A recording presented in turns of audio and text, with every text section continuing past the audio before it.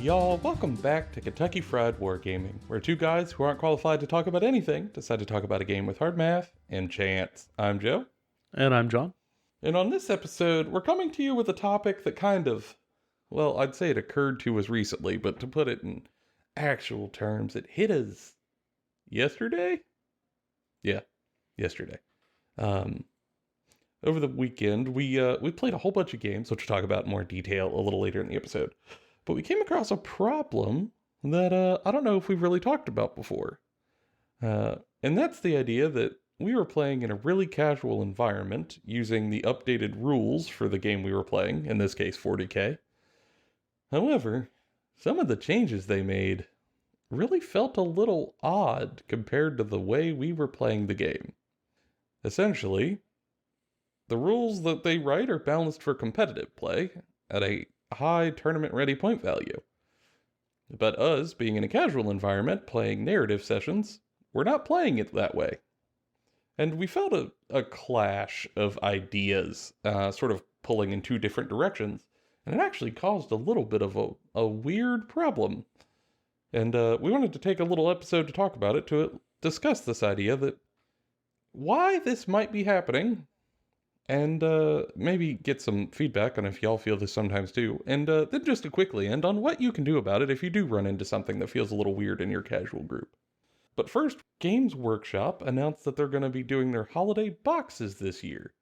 And for people out there looking to hobby on a budget, these boxes sometimes can really help that budget go a little further. So just a heads up, on their website, on, John, what is it, Warhammer Community? Yeah, on Warhammer Community put up the full articles talking about them. But they're going to be releasing boxes for both Age of Sigmar and 40K. And some of these boxes are real good. Yeah, like the Sisters one, real good. Yeah, I think Sisters is good. I think the Custodes box is excellent, especially if you're just getting into the faction for the first time. That's both the Thousand Suns and Death Guard one. Incredible. They both have the Primarch in the box, which is just awesome. And if you're really into Imperial Fist, the Imperial Fist one is actually better than I thought it would be. When I first looked at it, it looked like it was just a bunch of intercessors, but they are heavy intercessors, which helps. And yeah, chonky intercessors. Boy. And then also they have like their special named HQ in there, which also helps the box to kind of be a little better.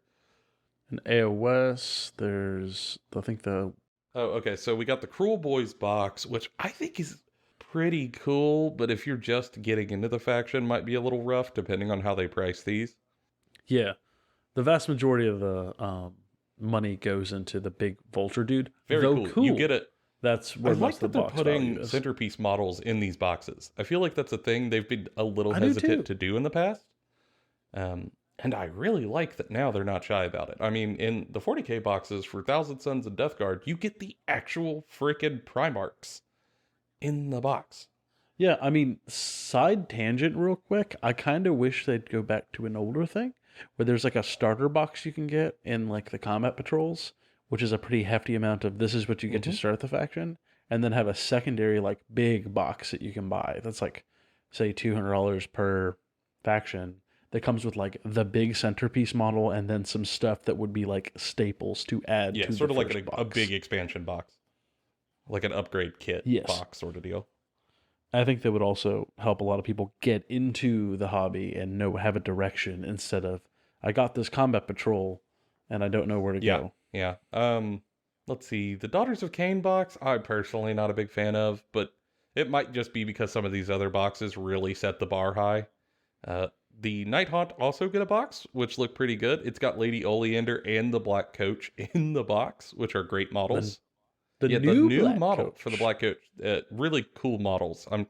I'm sure someone out there is going to be talking about the rules for all these boxes and how they're not good enough. But like, yeah, I do not play nearly all of these factions. Hell, I don't play most of them, so I can't speak to that. But like for value proposition, some of these are great.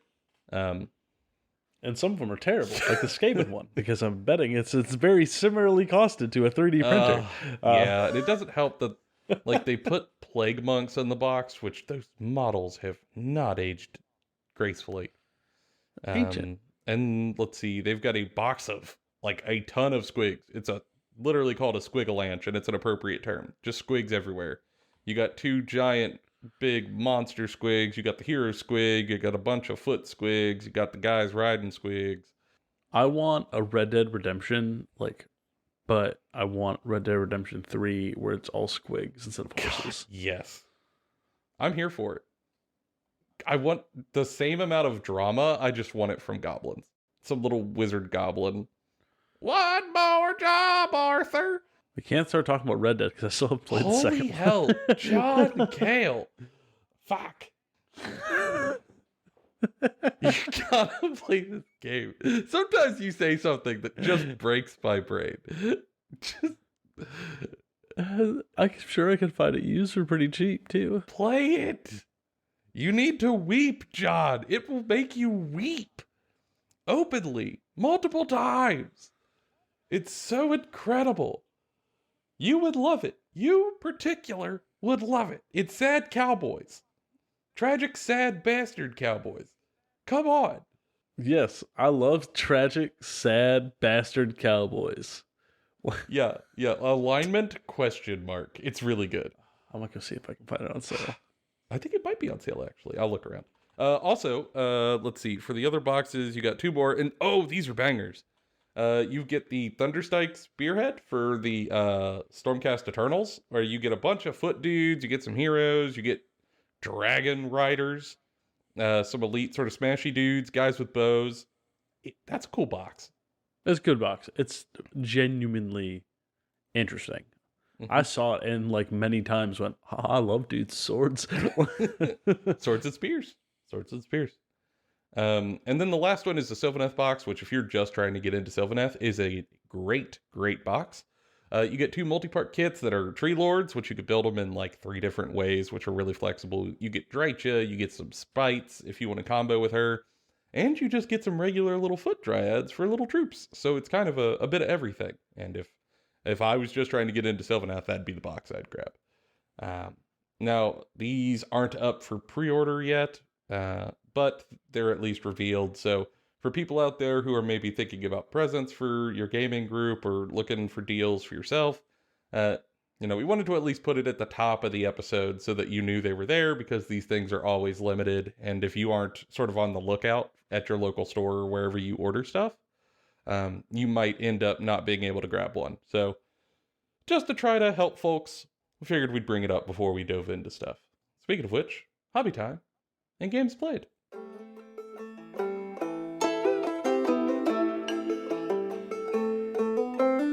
All right, John, what you been up to? Well, they said winter would eventually be the coming of Angron and my world leaders. And so we are approaching winter.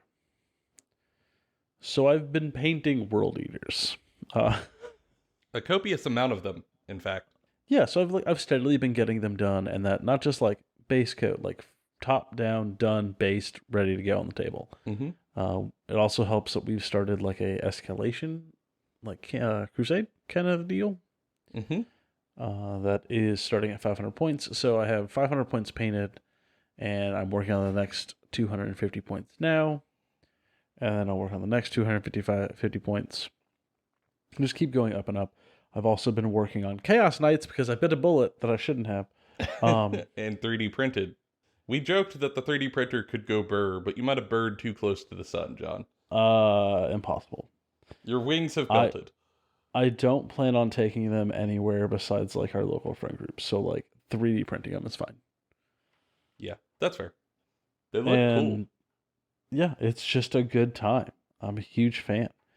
And then next on the docket is probably going to be Cruel Boys, whom I love all of the GW sculpts so much. And it's a beautiful range. And I'm still salty about Skaven. And though Beasts of Chaos are doing pretty good, not the way that I want to play. So I'm going to play the other bastards I have. Mm-hmm. The Lord of the Rings flavored bastards. Yeah, A lot of the dudes do look like Lord of the Rings orcs in the best way. Huge fan. But my favorite stuff are the big swamp monsters. They remind me of Jim Henson creatures, like dark crystal monsters, like the Yes. Skeksis. Yes. Out sort of like these big long necks and these overly long limbs and fingers. They give me creepy, spooky Jim Henson puppets in all of the most wonderful ways. Yeah.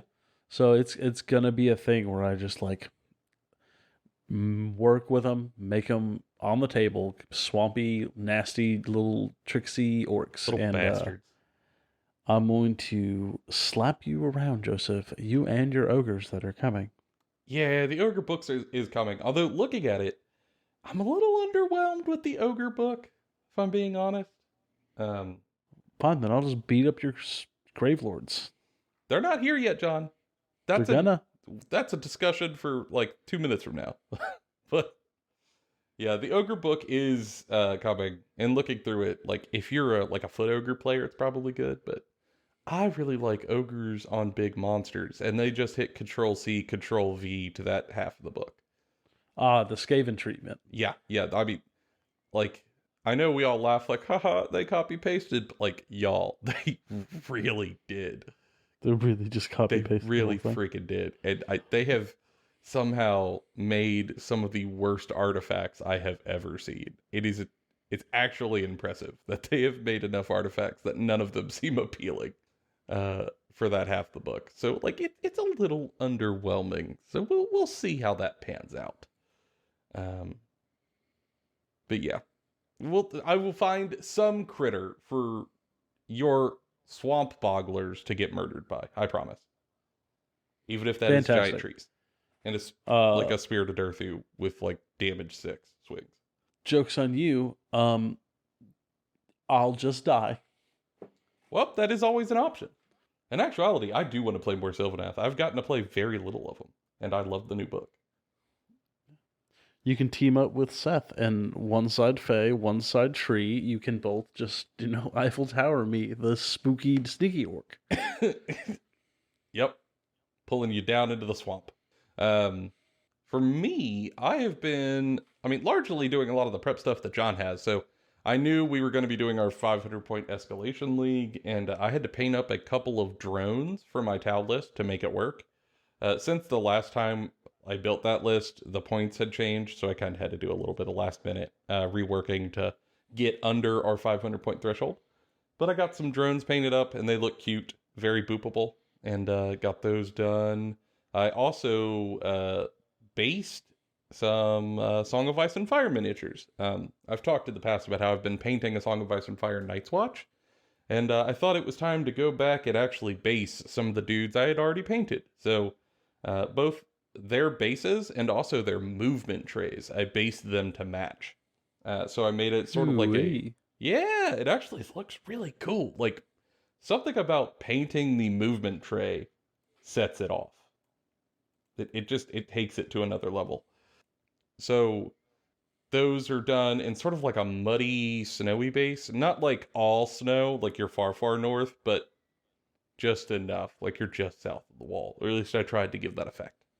Um, and that was really fun. It took a little bit of time because it was a lot more surface area to base, but those came out well, in addition to me prepping for escalation.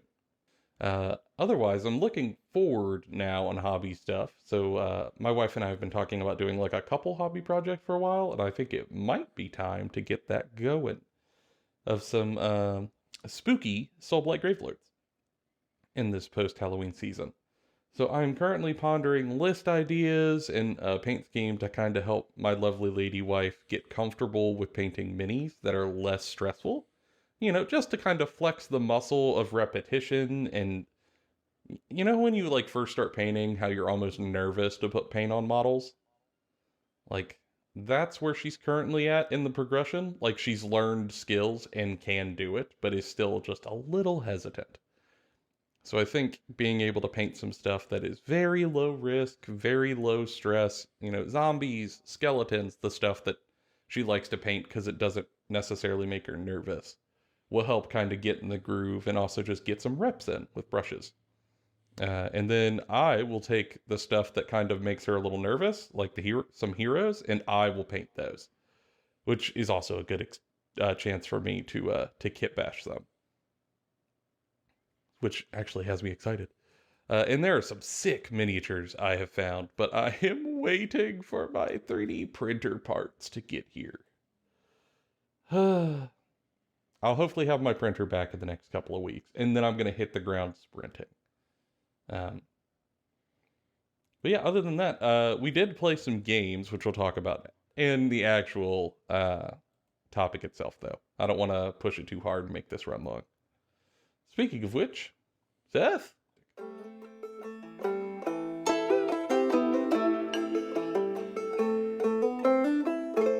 All right, folks. So to actually dive into this topic proper, I feel like we kind of have to set the scene a little, John. Do you agree? Yes. Yeah, so and we'll kind of talk about what we were doing, and then it will help you understand how we kind of ran into I wouldn't say like a wall, but we ran across a stumbling block that kind of tripped us up a little bit and sparked a conversation, I'll put it that way. I don't know, Joe. You kind of ran into a wall, but we'll go with that. I'm not gonna be salty. It was rough, but like, it ain't no thing. It happens. It's fine. But I'm glad it got a conversation going. But I did hit a little bit of a wall. So we're playing this narrative league, and specifically for people who do not play 40K, that's okay. We'll summarize. It is a thing called Crusade, where the idea is that instead of playing at a giant army of 2,000 points, you are telling the story of a small force building and growing over time, playing games against other small forces who are also building and growing over time.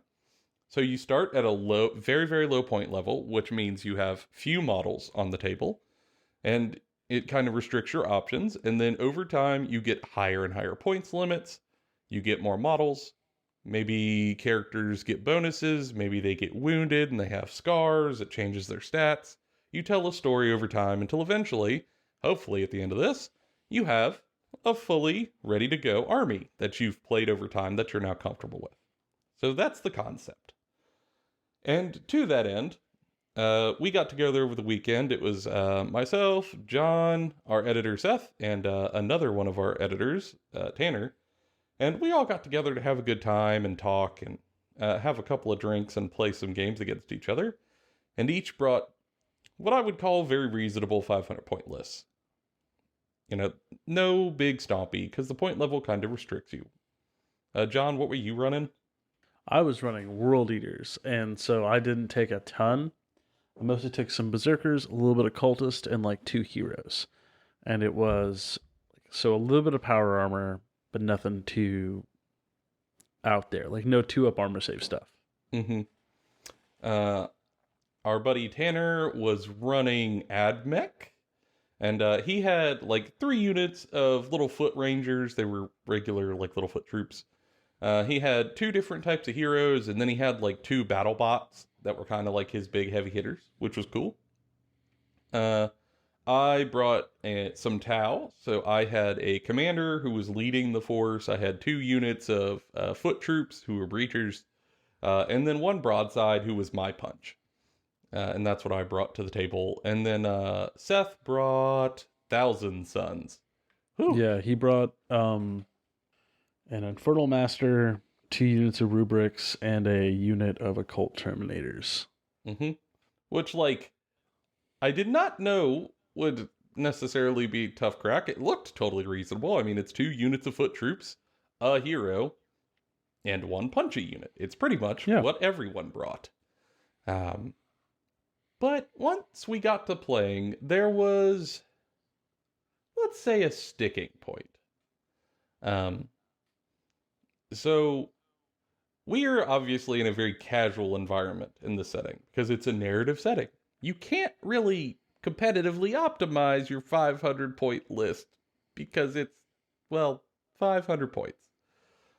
And that restricts the amount of sort of optimized punch and power that you could bring, even if that was your goal. Yeah. And that wasn't something we were really worried about because we were all coming into this to bring really casual lists and really just tell a story. Um, but John and I had our first matchup and went against each other. It was Tau versus his World Eaters, and I think we had a pretty good game. Um, John got real unfortunate though on that first turn roll, and it did kind of put you on a little bit of a back foot.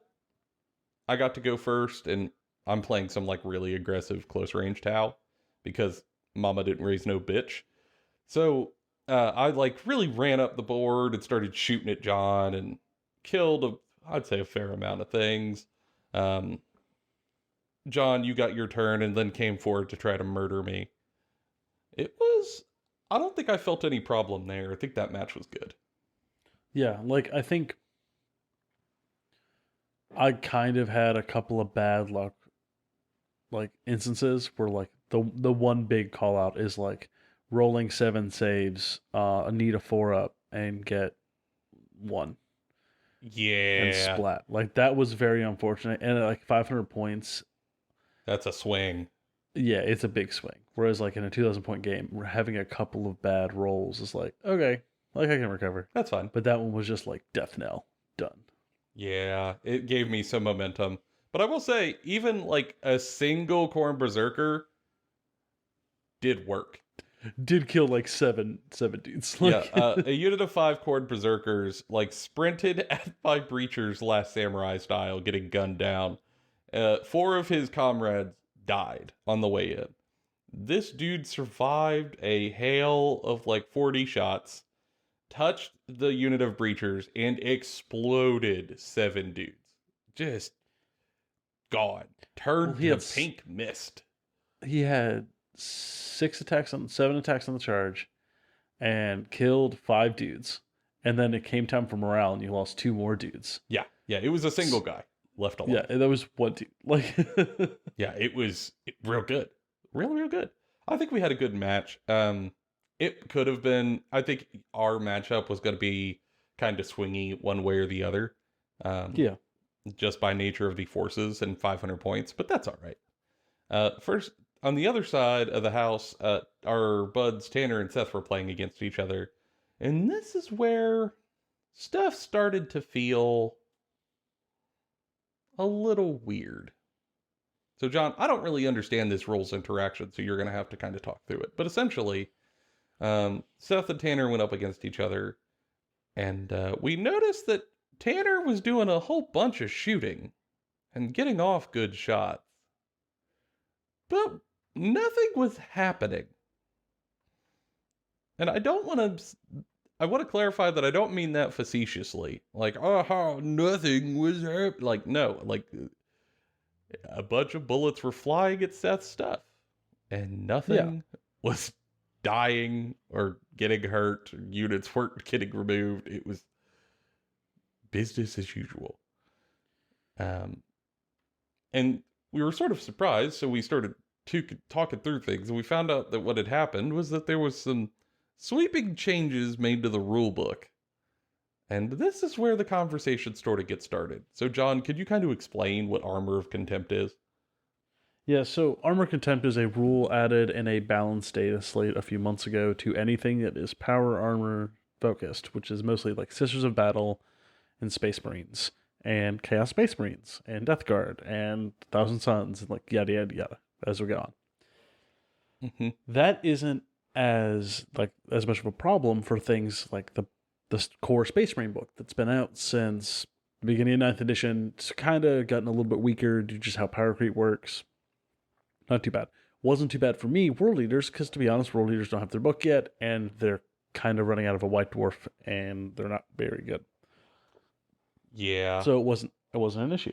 But Thousand Suns, which is a relatively balanced faction with pretty decent internal balance, with a lot of very cool mechanics that still plays a pretty fair game, quickly became this like keyword bonanza of all of these layered rules that now stacked them up to like Death Star level. Yeah. So essentially what happened is if you mix like what Armor Contempt does is it gives you and has your opponent reduce the rend by 1. So if you shoot a intercessor bolt rifle at another intercessor that -1 is now null and void. Does not matter. You still get your 3-up save, which is very good for kind of mediating how much AP there is in the game. But it takes things like Tau, like core troops, and like Skitarii, AdMech core troops, and functionally makes them guardsmen that can shoot a little bit better, which is not great on one end, but tolerable if you weren't innately layering on more defensive buffs, such as with the Thousand Suns All to Dust rule, which is they get to add 1 to their armor save if they are being targeted with an attack that is 1 damage. And since it's a 500-point game, most of what we're shooting is damage 1. Yep. And so you have like 3-up armor save like normal Rubric Marines, who now have a 2-up save, ignoring the first rend. But how much AP2 stuff are you going to actually see in a game? At this point level, almost none. Yeah. Very and little. For anyone who's had to shoot into 2-up armor saves with no AP, it can get rough. Like it can get pretty rough. Yeah. And then add on to this that at 500 points, to avoid shooting, enemies off the table, because there are shooting factions involved, we had quite a bit of terrain on the board so that, there was a way to not just get gunned down, and that put them on a 1-up, because all of those things could stack due to the wording. Yep. And so like they can still fail it on a 1, but yeah, it was rough. And this is kind of where the conversation started, because I faced Seth next, and I similarly did nothing. Over multiple shooting phases, I bounced. My AP2 20-shot breacher unit with like strength 6 did 1 wound. A single wound. My railguns shot in at like -4. Yeah, I'll get them here. Bounced. Because even with a -4 and all the layered buffs, it was like a 4-up save or some such. And not a single model died. And that's when we were like, uh-oh. Like something weird is happening here. Yeah. And then with my game with him, like we're playing, and I'm in melee. Like I'm a melee-focused army. I'm playing very cagey. Like I am tuning up how I'm playing in this game. It was very casual. But I am starting to like measure exact distances and like not just kind of haphazardly like moving around. Like I am picking and choosing where I'm going very intentionally. I'm screening out to prevent his deep strikes. I'm screening out to prevent his teleporting because he's Cult of Duplicity. I'm like doing a lot of zone control mechanics. I am using like the terrain to the most of my advantage. I'm taking like calculated risks to get into combat and fight things, and you were doing your damnedest. Did everything I could. Got a couple of characters into combat with a rubric squad, and even with like this time he was forced to use a stratagem, and so was I. So we both used stratagems. We both spent CP on those stratagems. One was offensive, that improved my run by 1, and his was that it reduced damage by 1. The way the rules do stack, he now gets to activate all his dust. So my AP minus, my rend -4 on the charge character is now still only making their save a 3-up, which is rough. And it's damage 1 now. Yeah.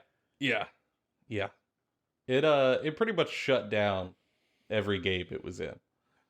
And like using that stratagem, like, is there something to be said that he could have chosen to not use that stratagem to make the game more fun? Sure. But then he's playing down, and that isn't necessarily That's not the goal either. Yeah. Mm-hmm. So like, what do you do there? Well, I mean, clearly it's not great. Yeah, I mean, and luckily we're buds, so we could play it out, but I think we all felt that something was off.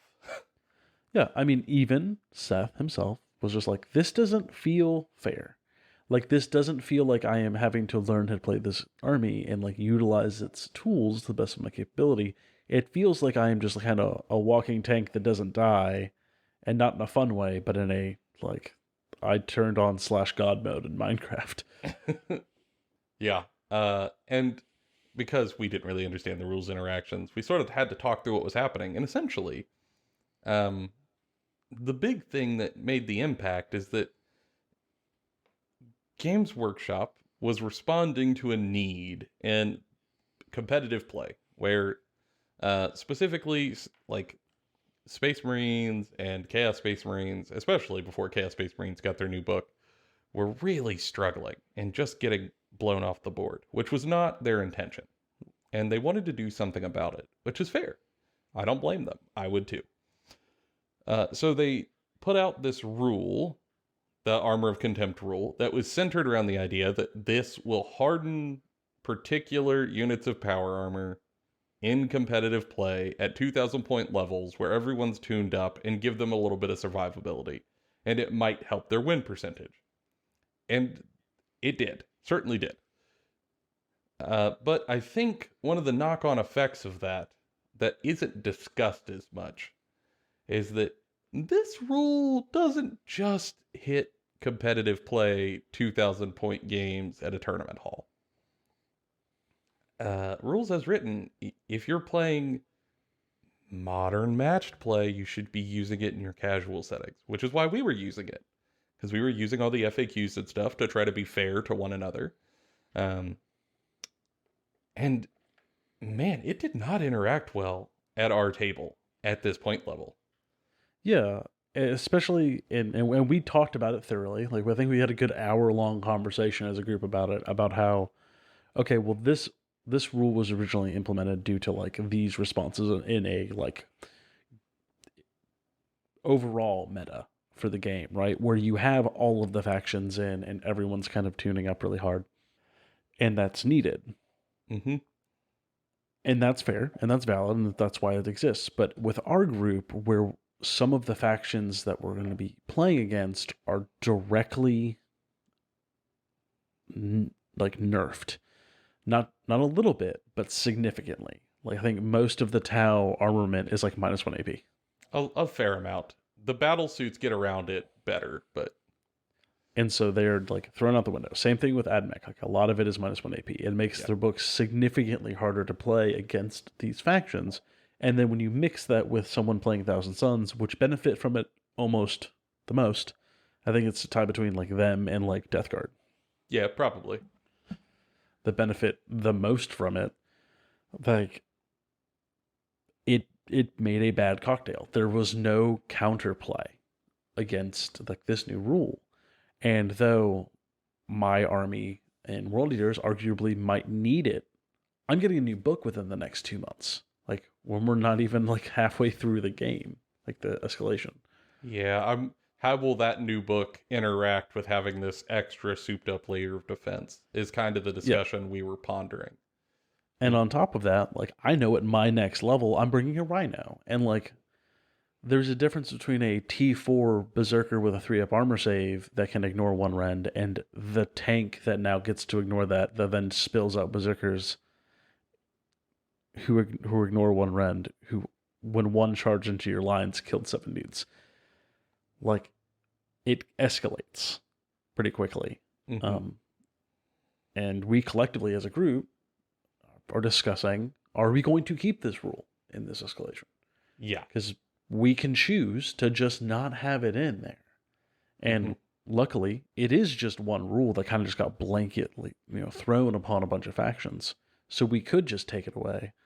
But it got us thinking about how some of these balanced data slate things, though are a good reaction to competitive play, can heavily impact casual formats, and how many people who play like pickup games and things are probably not like used to having to bring up to their opponent like, okay, but like, this rule exists, we play regularly, like we play like every 2 weeks, and this rule just completely negates the counterplay between our factions.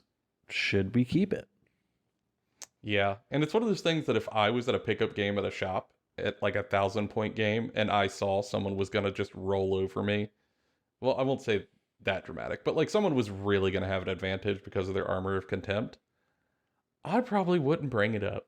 Like, it's an uncomfortable thing to talk about in a pickup game.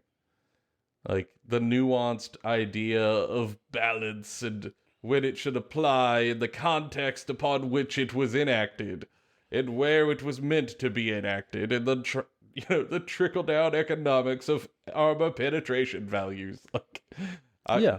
I'm not gonna have that conversation at a game night. I'm just gonna eat it, and if I get my butt kicked, so be it. Yeah. But I think in a very casual setting where you're comfortable, you at least do have a response. And considering our audience of, if y'all are listening to us, I'm also going to assume you're probably fairly into chill, casual tabletop wargaming. Yeah. Like, we aren't trying to practice to go to a tournament with these games. We're trying to just have a good time. So, like, what do we gain from keeping the thing that's ruining that? Yeah, very little. So that's the thing that's really nice is after we all felt the weirdness, Seth went, "Yo, I think this is not good. I think Yo, I think this busted as fuck. Not gonna lie. I think this has done ruined the vibe in my games." And then we can talk about it. And if currently we're very heavily leaning towards just pulling out Armor of Contempt, at least for a while. But you have that option in a casual play group if you feel this rule or any other rule is really leaning on you, and especially at a setting or point level that they did not intend the consequences to trickle down to. At least it doesn't seem so.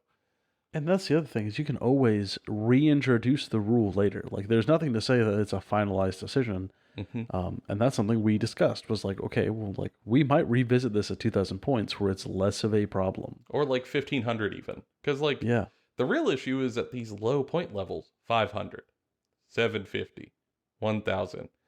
You do not have, at least most forces, do not have the punch to get through that. You just can't bring it to the table. However, at like 1,500 points, 1,750, 2,000, yeah, now you got more to play with. Now you can bring answers. So, I mean, it's kind of like a light switch. Once you turn it off, you can turn it back on again. Yeah. But really, the goal here is to have a flexible enough environment where we all feel comfortable saying our opinions. Because it can really help this feel a little better. The only thing kind of stopping us currently, because I'm sure someone's thinking like, what's stopping you?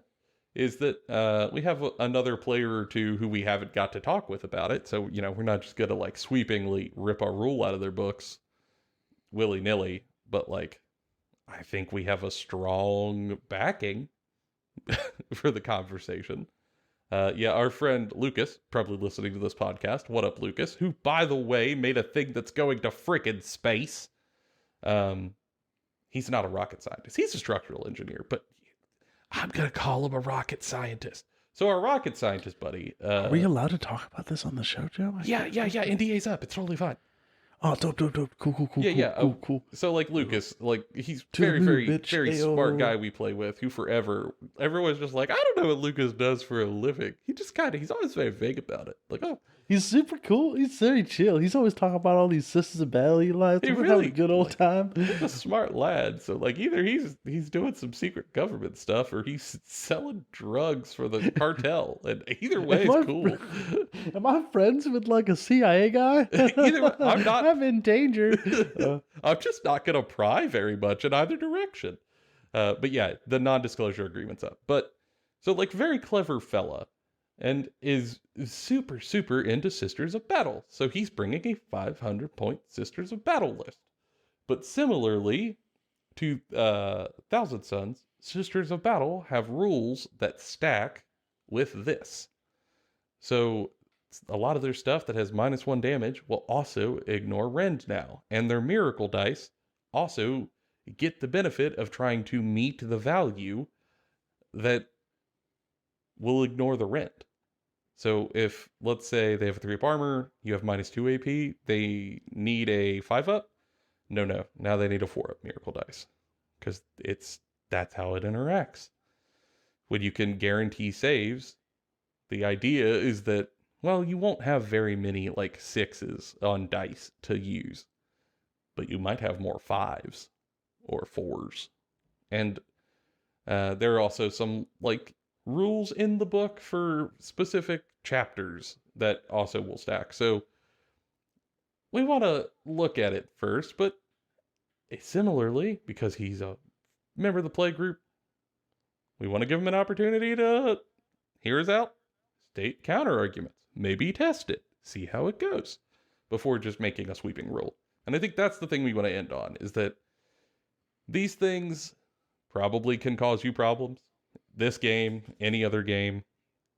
But just as easily as, the gaming company put them in, if it's not serving you and your group, you could pull it out. But the key is to make sure everyone is in on that discussion before you make any big decisions. Yeah. Like, similarly, GW makes this decision because, like, someone has to from, like, 1,000 eye view. Yeah. And they don't have the comfort and the privilege of being able to, like, target specific play groups or audiences, right? Like, when they make this, it's for what's the compromise for everyone. Whereas, like, we can be very specific and tailored to our individual, like, setup. Yeah, we have the benefit of specificity.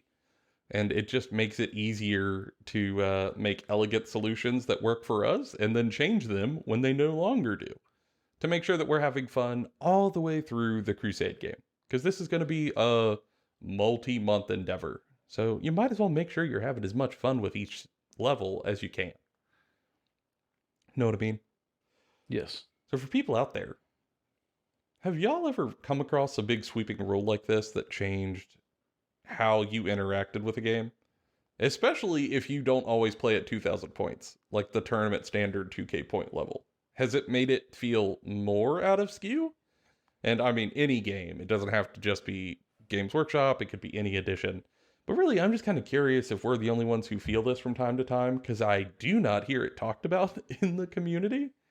So maybe we are just a little island, or maybe it's just the fact that most content creators are, like, passionate enough to also be competitive folks, which changes the tone of the conversation, which is fair, but I don't know. I'm just kind of curious. So we would love some feedback on it. John and I kind of debated it a little bit before the show, and I think it could go either way, or probably both. I've got to get ready for the 750 points jump. I've already got my Riptide based, but I do not have it. Well, I don't have it based. I have it painted, not based. So I've got to get that ready. I'm also looking down this hobby project, so I got a lot going on. John's got to paint World Eaters, and also try not to lose all of his hobby time to World of Warcraft. Ayo, and also Chaos Knights, Oh, God, and also Darktide's Darktide. going to eat my hobby time. So I'm going to try to have a big hobby-filled November. Because Darktide. Whew. I'm trying to paint up to 1,000 points before That's Darktide. exactly what I want to do. I want to have my entire 1,000 point escalation completely ready so that I can just play Darktide for as much as I want. Maybe we'll do a podcast episode about Darktide. The role of video I'd games. be down. That's a big excuse for me to, like, do Darktide. No. We're gonna do 2 episodes. One on the role of video games IP to funnel like, people in. Yeah, like that's its own idea. But, like, we're gonna do one that's just Darktide. We're just gonna name it. This is just about Darktide, and we're just gonna talk like the ogre. Big damn hero me. Big damn hero me. Can't wait. But we'd love your feedback. If y'all have any more episode ideas, we'd appreciate it. And for people who want to go above and beyond, if you are feeling certain pinches in your group on various rules and you want to use this episode as a launching point to have the conversations, feel free to send this to them. We'd really appreciate it. It's the best way to really get us new viewers. And in the meantime, that's been all of our opinion. Bona fide, Kentucky Fried. We'll see y'all in the next episode. Good job, hero.